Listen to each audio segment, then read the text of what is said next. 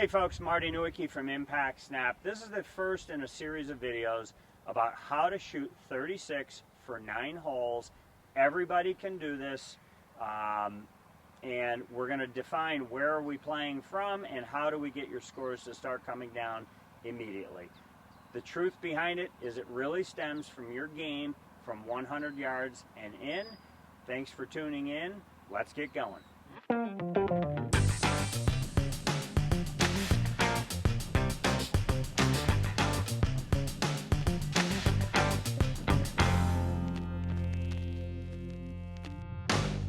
So statistically speaking, we already know that half of your score is coming from about 50 yards and in, and for some golfers it's more than half. If we look at 100 yards and in, I'm a big believer that the average person, A, can hit it 100 yards, so B, that means you should be able to get good from 100 yards. What are the factors that go into being good at 100 yards, 80 yards, 60 yards, 40 yards, and then we'll do some chipping and putting also. That would be the biggest indicator of how good your score is.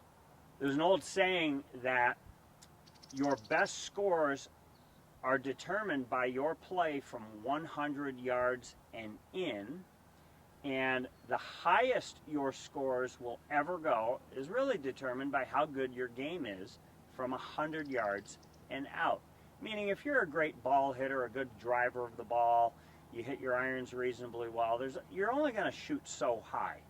But how low you go is really determined by how well you hit your wedges from 100 yards and in, and how well you chip it and putt it. Key principles when I'm looking at my students' games are, from 100 yards, what are they looking like post-impact? Do they have all their alignments intact? Is the lead arm and the shaft lined up when the hands are about waist high? If you're filming yourself at home, that's the first thing I would look at. If I'm seeing that the wrists are twisting and turning, two things are happening. Number one, the club face is constantly changing, but number two, the path that the club is swinging on is constantly changing. So we want to make sure that we're training the wrists and arms properly, and a simple drill to help do that, if I lined up a couple balls here, I'm going to leave a space between the first two balls. I want to first chart, where am I hitting the ground? Where am I striking? Where's the lowest point of my swing when I'm dealing with 100 yards? The second thing I'm going to look for is when the club's about waist high, I also like seeing the belt and chest face the target. If distance is a concern, we're going to do a video on how fast is the chest turning from facing back to facing the target, because that can then help amplify how fast the club is moving. For wedge purposes, and why I think the average person could become a low single-digit handicap from 100 yards and in, so this requires the least amount of power, but the most amount of precision. What's precise? What's precise are the alignments at about waist high of the lead arm to the shaft, or what I call the radius of the swing. The lowest handicap golfers have the biggest radius. The highest handicap golfers have the shortest radius. That's the measurement from the shoulder to the club head itself. So when you're practicing hitting balls, great way to warm up each day would be to hit some 40, 50, 60 yard wedge shots. When you get done, look down at yourself, see, are both arms relatively straight, and does the club match up to the lead arm?